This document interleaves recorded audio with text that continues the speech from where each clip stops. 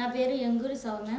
మా నాన్న పేరు వచ్చేసి పోచయ్య, అమ్మ పేరు తేజమ్మ. మాది వికారాబాద్ డిస్టిక్ యాదల్ మండల్ కోకట్ విలేజ్. మాకు పక్కలోనే టౌన్ ఉంటుంది తాండూరు.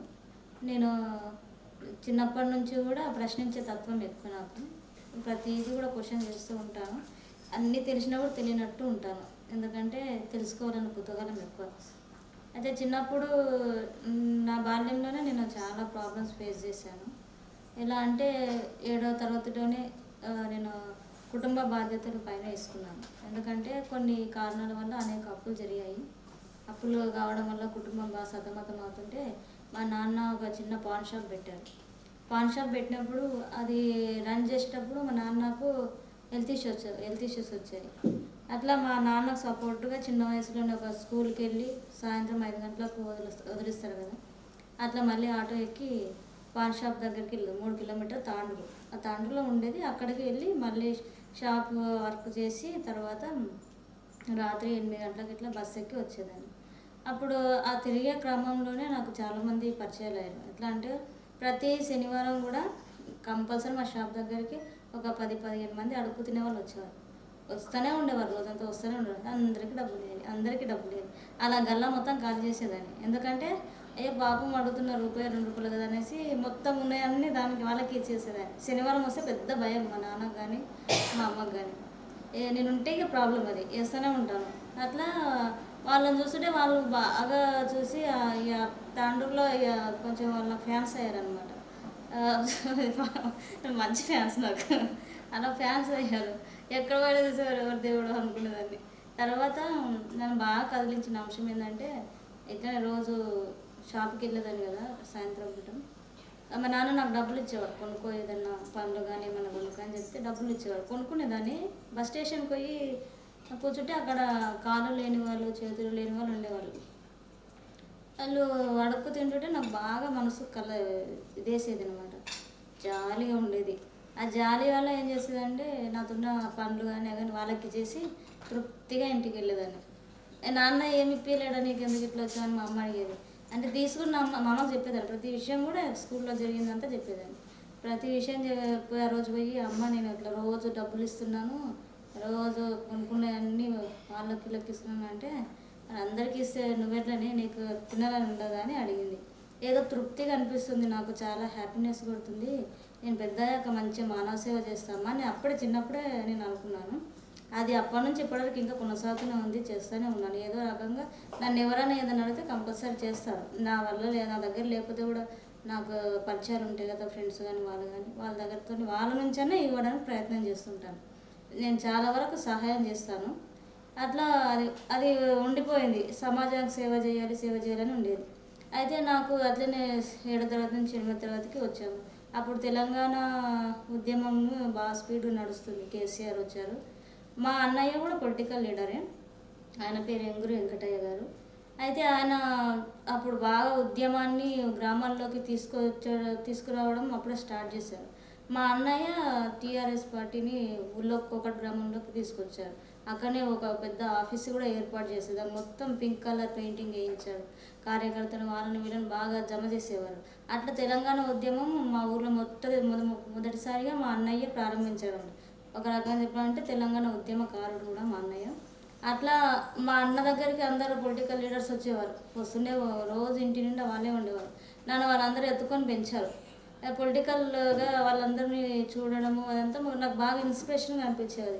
మా అన్నను చూస్తే నాకు చాలా బాగా అనిపించేది. ఇంతమంది వస్తారు మా అన్న దగ్గరికి, ఇంత బాగుంటుందని బాగా అనిపించేది. ఇక వాళ్ళందరూ రావడం వల్ల నేను వాళ్ళ దగ్గరకు బాగా దగ్గర అయ్యాను కదా, ఎత్తుకోవడం అదంతా చేస్తే ఇంకా బాగా దగ్గర అవుతాం కదా. నేను కుక్కలు పెంచేదాన్ని బాగా. వీధి కుక్కలు ఎక్కడ ఉంటే అక్కడ తీసుకొచ్చి పెంచేదాన్ని. దానికి ఇల్లు కట్టుకునేదాన్ని. వాళ్ళంతా వచ్చి దానికి సపోర్ట్ చేశారు. ఇవి ఎన్ని కుక్కలు, దీని పేరేంటి అదేంటి అని అడిగేవారు. అట్లా బాగా పరిచయం అయ్యేది. అట్లా ఉద్యమాలు జరిగాయి. దండోరలో దీంట్లో అన్నిట్లో ఇది చేశారు. నేను అట్లా పార్టిసిపేట్ కూడా అయ్యేదాన్ని. అదే ఆ ప్రభావం నా మీద బాగా చూపింది. పెరిగిన వాతావరణం చాలా స్ట్రాంగ్గా ఉందన్నమాట. అట్లా ప్రభావం చూపేసరికి నేను కూడా మెల్లిమెల్లిగా వచ్చాను.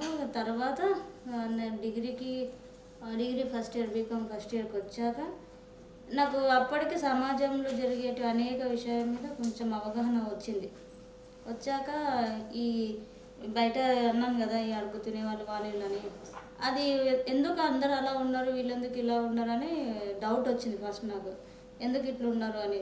అప్పుడు గుళ్ళ పొంటి అక్కడ ఇక్కడ జాతరలో జరిగితే వెళ్తాం కదా, అక్కడ ఖర్చులు ఆ పూజలు అవన్నీ చూసి ఇంత ఖర్చు ఎందుకు చేస్తున్నారని అప్పుడే క్వశ్చన్స్ వచ్చేవన్నమాట. వచ్చాక డిగ్రీలో పూర్తిగా నేను నాస్తికురాలని అయిపోయినా అవన్నీ చూసి. అప్పుడు నేను నాస్తికురాలని అనుకునేదాన్ని కానీ వ్యతిరేకించేదాన్ని అనిపించేది. ఇవన్నీ అవసరం లేదు, మనం మంచిగా తిన్నామా, మంచిగా ఒక ఇల్లు కట్టుకున్నామా, మనకంటూ సౌకర్యాలకు అవసరం ఉన్న వాటికి ఖర్చు చేసుకుంటే సరిపోతుంది, ఇవన్నీ అవసరం లేదు. ఏదైనా తెలుసుకోవాలంటే తిరిగి వాతావరణం అనుగుణంగా ఎక్కడంటే అక్కడ తిరిగి నాలెడ్జ్ పెంచుకోవచ్చు అనేది పూర్తిగా అప్పటికి మనకు మెచ్యూరిటీ వస్తుంటుంది కదా డిగ్రీలో. మెల్లమెల్లిగా డిగ్రీ కంప్లీట్ అయ్యింది. ఈ నాస్తికత్వం అనేది నాకు అంత ఐడియా లేదు. అయితే సరే అనేసి మాస్టర్స్ చేయడానికి హైదరాబాద్ వచ్చాను. అప్పుడు మా అన్నయ్య కూడా ఇక్కడ హైదరాబాద్లోనే ఉన్నారు, అప్పుడు జాబ్ చేస్తున్నారు, పొలిటికల్గా కూడా ఉన్నారు. మా అన్నయ్యకు బాగా కొన్ని 8 సంవత్సరాల వరకు నాకు అన్నకు రిలేషన్ లేదనమాట. అంటే అన్నయ్య హైదరాబాద్లో ఉండడం, నేను ఊర్లో ఉండడం వల్ల రిలేషన్ తగ్గింది. అట్లా ఇక్కడ మాస్టర్స్ చేయడానికి వచ్చినప్పుడు అన్నతో బాగా రిలేషన్ ఏర్పడి మాటల్లో అనేక రంగాలు, రాజకీయం కావచ్చు, సినీ రంగం కావచ్చు, కళారంగం కావచ్చు, ఇట్లా సామాజిక రంగం కావచ్చు, ఇలా అనేక అంశాలు వచ్చాయన్నమాట. ఎప్పుడు ఆలోచిస్తూనే ఉండేదాన్ని. అట్లా దానివల్ల మా అన్నకు ఇట్లా ఒకరోజు కూర్చొని భోజనం చేస్తూ మాట్లాడుకుంటూ ఇట్లా బయటకు వచ్చేసింది. అయితే నేను అడిగాను, ఈ జనాలంతా ఏంది ఇలా ఎందుకు ఇట్లా ఉంటారు, అసలు ఒక్కొక్కరు ఒక్కొక్క రకంగా ఉంటారు అని ఇట్లా క్వశ్చన్ అడిగాను. కానీ నాకు ఇప్పుడు గుర్తుకు లేదు. అట్లా బాగానే సాగింది ఈ దేవుడు అనే అంశం పైన బాగా సాగింది. అట్లా ఎంత సాగింది అంటే పనులు వదిలేసుకొని కూర్చొని ముచ్చటాడేంత. ఉదయం 7 గంటలకు స్టార్ట్ చేస్తే రాత్రి 12-1 గంట వరకు భోజనం చేయాలి, మళ్ళీ కూర్చోవాలి. అలా అనేక అంశాల మీద నాకు బుద్ధుడు బోధించినట్టే అన్న అన్నీ బోధించాడు. అయితే నాకు అప్పటి వరకు తెలియదు, ఇవన్నీ చెప్తున్నాను మనకి వెట్ట తెలుసు అనుకున్నాను, వయసురీత్యా అనుకున్నాను. కానీ మా అన్న ఒకటి రివీల్ చేశారు. ఏంటంటే నీకు తెలుసు కదా, ఇంటికి చాలా రోజులు దూరం ఉన్నాను, అందులో 2 సంవత్సరాలు నేను బయట ఉన్నాను, ఇక్కడ హైదరాబాద్లో లేను, దేశం మొత్తం తిరిగాను నేను. ఏ ప్రాంతంలో ఎక్కడ ఎలా ఉంటుంది, ప్రజలు ఎలా ఉంటారు, వాళ్ళ హావభావాలు ఏంటి, వాళ్ళ ఆచారాలు ఏంటి, కట్టుబాట్లు ఏంటి, వాళ్ళు ఉండే విధానం ఏంటి, అసలు అక్కడ ఎలాంటి ఆహారం తింటారో, అక్కడ వాతావరణం ఎప్పుడు ఎలా ఉంటుంది అలా అని చెప్పాడనమాట. నాకు మామూలుగా ఇంట్రెస్ట్ కాదు. చిన్నప్పుడు నేను టీవీ కూడా బాగా చూసేదాన్ని. టీవీ ఎలా చూసేదాన్ని అంటే పిచ్చిగా చూసేదాన్ని. టీవీ ద్వారా సగం నాలెడ్జ్ కూడా గెయిన్ చేశాను. నేను మంచి చూస్తాను ఇప్పటికైనా కూడా. డిస్కవరీ ఛానల్లో జంతువులను ఎప్పుడు చూడను కాబట్టి డిస్కవరీలో ఆ జంతువులను చూస్తాను. అట్లా ప్రతిదీ టీవీ ద్వారా చాలా న్యూస్ కూడా చాలా చూసేదాన్ని. న్యూస్ అసలు టీవీ అంటేనే మెయిన్ అన్ని రకాల వస్తాయి కాబట్టి దాదాపు కన్నడ చూసేదాన్ని, తెలుగు చూసేదాన్ని, హిందీ చూసేదాన్ని, తమిళ చూసేదాన్ని, మరాఠీ చూసేదాన్ని, మలయాళం చూసేదాన్ని, మళ్ళీ హాలీవుడ్ మూవీస్ చూసేదాన్ని. మూవీస్లో కూడా చైనా అన్ని రకాల మూవీస్, అప్పటికి చాలా రకాల మూవీస్. ఇట్లా టీవీ ద్వారా నాకు చాలా అవగాహన ఏర్పడింది అనమాట. అట్లా అది ముందే ఉండడం వల్ల నా డిగ్రీ వరకు చిన్నప్పటి నుంచి చార్లీ చాప్లిన్ దగ్గర నుంచి ఇప్పుడు ఇంకో స్పెషల్గా వచ్చినటువంటి కామెడియన్ రోవన్ హట్కిన్సన్ వరకు అందరి గురించి అప్పటికి నాకు ఐడియా ఉంది డిగ్రీ వరకు.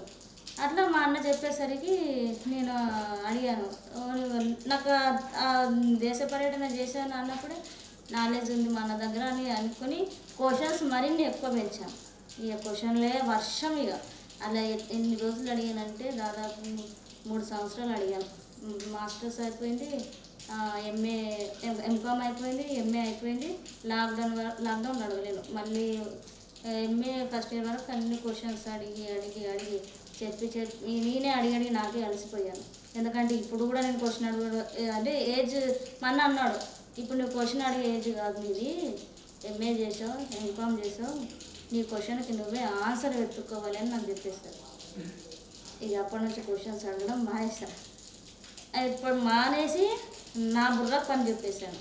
అప్పుడు ఇక ఏంది ఇదంటే ఏంది అదంటే ఏంది అసలు క్వశ్చన్ వేసుకున్నానంటే ఇక నేను దాని గురించి సర్చ్ చేయడం, దాని గురించి మాట్లాడడం లేదు. అయితే మా అన్న అలా చేయడం వల్ల నేను నాస్తికత్వంలోకి వచ్చాను. మొదట మా ఇంట్లో ఉన్నది మొదటి నాస్తికుడు ఎంగురు వెంకటే మా అన్నగారి. ఆయన ద్వారా పూర్తి నాస్తికత్వంలోకి వెళ్ళిపోయాను. వెళ్ళాక నాకు కదిరే కృష్ణ గారు పరిచయం అయ్యారు. మన తెలుసు కదా బహుజన నాయకుడు కదిరే కృష్ణ గారు పరిచయం అయ్యాక సార్తో కూడా మాట్లాడుతూ ఉండేదాన్ని.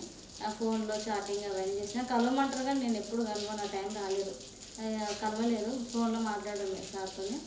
అయితే సార్ కూడా చూశాను యూట్యూబ్లో, దాంట్లో దీంట్లో అన్నీ చూశాను. గోగినేరు గారిని చూశాను. రామ్ గోపాల్ వర్మ గారు చెప్పే విషయము రామ్ గోపాల్ వర్మ గారు చెప్పే విషయం కూడా బాగా చెప్తారు.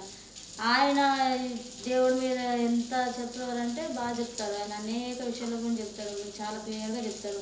అది కూడా ఫాలోఅప్లో పెట్టాను. అట్లా అన్నీ ఫాలోఅప్ అయ్యి ఇక నేను సంపూర్ణంగా అయిపోయాను అక్కడికి. ఇక ఏం చేయాలి, నాకంటూ ఒక ఫ్యామిలీ లేదే అనుకుని ఒక చిన్న ఇది ఉండేది. అప్పుడే లాక్డౌన్ వచ్చింది. లాక్డౌన్ వచ్చిన టైంలో ఇక మనకు పనులు ఏం లేవు కాబట్టి వేస్తే కాసేపు పెయింటింగ్ చేసుకోవడము, లేదంటే ముచ్చట్లాడుకోవడము, ఏదో ఒకటి అయ్యేది. కళలు ఉన్నాయి కాబట్టి అది చేసేదాన్ని కానీ మరీ ఎక్కువ పట్టించుకోలేదు. అప్పుడు యూట్యూబ్లో చూస్తుంటే అన్నగారు నాకు పరిచయం అయ్యారు. నేను ఒక్క మిస్గాలు ఇచ్చాను. తర్వాత మార్నింగ్ అన్న ఫోన్ చేశారు 6 గంటలకు ఉదయం. మాట్లాడాక నా పేరు అదంతా తీసుకున్న తర్వాత అప్పటి నుంచి అన్నతో జర్నీ స్టార్ట్ అయింది. ఇప్పటివరకు కంటిన్యూ అవుతూనే ఉంది. ఇది అన్నగారితో పరిచయం ఏర్పడినాక నాకు ఫ్యామిలీ ఉంది అంటే నాలాంటి అభిప్రాయం కలిగినటువంటి వ్యక్తులు ఉన్నారు నా దగ్గర, వాళ్ళు నా కుటుంబం అనేసి ఇక నాకేం భయం లేదు, నేను ఎక్కడైనా మాట్లాడవచ్చు అని అనుకున్నాను. కానీ నేను మాట్లాడితే వీళ్ళు వస్తారా అన్న డౌట్ కూడా ఉండేది నాకు. వీళ్ళు వస్తారా, ఉన్నారు కానీ వస్తారా అనేది. కానీ అన్నను ఫాలో అప్ అయినాక ఇంకేముంటుందో తెలుస్తుంది కదా, అంతా బ్రహ్మాండంగా తెలిసిపోయింది. వస్తారా అని కాన్ఫిడెంట్ వచ్చింది. నాకు పేరు రావాలన్నా ఏం రావాలి అంటే పేరు రావాలని కాదు, నాలో ఉన్న కళలకు తృప్తిపరచాలి, అంటే అది బయటికి తెలియజేయాలి.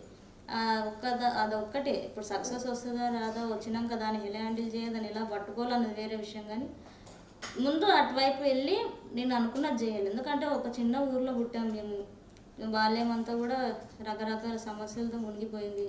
అనేక అనుభవాలను కూడా సంపాదించుకున్నాం. 20 ఏళ్ళకే 60 ఏళ్ళ అనుభవం కూడా సంపాదించుకున్నాను. ఇంకా చాలా అనుభవం ఉంది. నేను అనుకుంటున్నాను అట్లా. ఎందుకంటే నాకు కలిసినటువంటి వ్యక్తులు, నేను ఎప్పుడు ఫ్రెండ్షిప్ 20 ఏళ్ళు ఇట్లా చిన్న వయసుతో నేను ఫ్రెండ్షిప్ చేయను. నా ఫ్రెండ్స్ అంతా 60 ఏళ్ళు, 50 ఏళ్ళు, 70 ఏళ్ళు ఇలా వయసు పైబడిన వాళ్ళే ఉంటారు తప్ప చిన్నవాళ్ళు ఉండరు. ఇప్పుడు నా ఫ్రెండ్స్ ఉంటారు, ఇప్పుడు కాలేజీలో చేసిన వాళ్ళు ఉంటారు. కానీ వాళ్ళ దగ్గర ఎంత గెయిన్ చేసుకోవాలో అంత గెయిన్ చేసుకుంటాను, సైలెంట్గా ఉంటాను. వాళ్ళ దగ్గర ఎట్లా ఉండాలో అట్లే ఉంటాను, మళ్ళీ ఆ ఏజ్కి తగ్గట్టే ఉంటాను. పెద్దవాళ్ళ దగ్గరికి వెళ్ళినప్పుడు మాత్రము ఆ దగ్గర అన్ని అనుభవాలు చెప్తూ ఉంటారు కదా, వాళ్ళ అనుభవాలే నాకు పాఠాలుగా మారాయి. కాబట్టి నేను పెద్దవాళ్ళతో కూర్చున్నప్పుడు ఒక రకంగా, చిన్నవాళ్ళతో కూర్చున్నప్పుడు ఒక రకంగా, ఇంకా చిన్నపిల్లలతో ఇంకో రకంగా, అట్లా ఒక్కొక్క ఏజ్ వాళ్ళతో ఎలా ఉండాలనేది తెలిసింది. అది చాలామంది కూడా చెప్తూ ఉంటారు. బహుశా అది నేను వాళ్ళతో ఉండడం చిన్నప్పటి నుంచి వాళ్ళతో జర్నీ చేయడం వల్ల అట్లా వచ్చి ఉండొచ్చు. ఎనీవే ఇలాంటి మంచి ప్రోగ్రాం వల్ల ఒక కుటుంబం దొరికింది. ఆ కుటుంబంలో నేను ఒక పాత్రను కావడం, ఒకటి సభ్యుడు కావడం ఇలాంటి అవకాశం ఇచ్చినందుకు, మంచి ఒక సపోర్ట్ కూడా నిలబడినందుకు అన్నగారికి, నిజంగా బైరి నాగేష్ అన్న గారికి నేను థ్యాంక్స్ చెప్తాను. ఎప్పుడు ఏదన్నా కూడా ఒకవేళ ఇలాంటి ఒక షార్ట్ ఫిలిం కానీ, నాస్తికత్వానికి సంబంధించి షార్ట్ ఫిలిం కానీ, లేకపోతే రవీంద్ర భారతి లాంటి ఒక స్టేజ్ మీద ప్రోగ్రాం జరిపించాలి ఈ నాస్తికత్వానికి సంబంధించింది కానీ, లేదా ఊర్లలో దీనికి సంబంధించి ఏదన్నా గానం ద్వారా కానీ, దాని ద్వారా ఏమన్నా నా సపోర్ట్గా అంటే నా ఒక అవసరం ఏర్పడితే నేను కంపల్సరీ వస్తాను. దాని మీద ప్రచారం చేయడానికి కూడా నేను సిద్ధం. దాని మీద స్క్రిప్ట్లు రాస్తాను. మీరు ఏం చేయమన్నా కూడా నేను చేస్తాను. ఎందుకంటే దీనికి సంబంధించి తప్పకుండా చేస్తాను. మీరు పిలవడం నాకు ఆలస్యం, నాకు తప్పకుండా దాని మీద వర్క్ చేసే అవకాశం కూడా వస్తుందని నేను అనుకుంటున్నాను. థ్యాంక్స్. ఇలాంటి మంచి ప్రోగ్రామ్స్, ఉపన్యాసకులను తయారు చేయడము, యూత్లో ఒక నాయకత్వపు స్కిల్స్ని డెవలప్మెంట్ చేయడము, ఎందుకంటే చాలా అవసరం. యూత్ మాట్లాడగలిగేటువంటి స్కిల్స్ని పొందడానికి ఇది ఒక మంచి కార్యక్రమం అవసరం యూత్. ఎందుకంటే యూత్ లీడర్స్ అయితే దేశం మరోలా ఉంటుంది.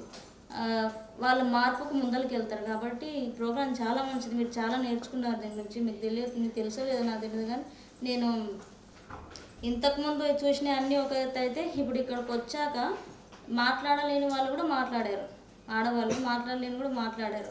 మంచి విషయాలు అంటే వాళ్ళల్లో అప్పటికప్పుడే క్రియేట్ చేసుకొని చక్కగా వీళ్ళు మాట్లాడింది విని నేను కూడా ఇలా మాట్లాడాలనేసి చక్కగా మాట్లాడే ప్రయత్నం చేస్తున్నారు మీరందరూ. నాకు ఫస్ట్లో కంటే ఫస్ట్ రోజు వచ్చిన దానికి ఇప్పుడు వచ్చిన దానికి మనం ఎంత డెవలప్ అయ్యాని చూస్తున్నాం కదా, మీకు కూడా తెలుసు ఆ విషయం. కాబట్టి చాలా మంచి ప్రోగ్రామ్. ఇప్పుడు ఎక్కడన్నా ఇలాంటి ప్రోగ్రామ్ మళ్ళీ అనగారు పెడితే కంపల్సరీ అటెండ్ అవ్వండి. నాకు సమయం ఉంటే నేను కూడా తప్పకుండా అటెండ్ అవుతాను. థ్యాంక్స్ ఇలాంటి అవకాశం ఇచ్చినందుకు. ముందుగా ఇక్కడ నా ఇంతసేపు మీరు విన్నందుకు మీకు కూడా థ్యాంక్స్ కెమెరామెన్ గారు.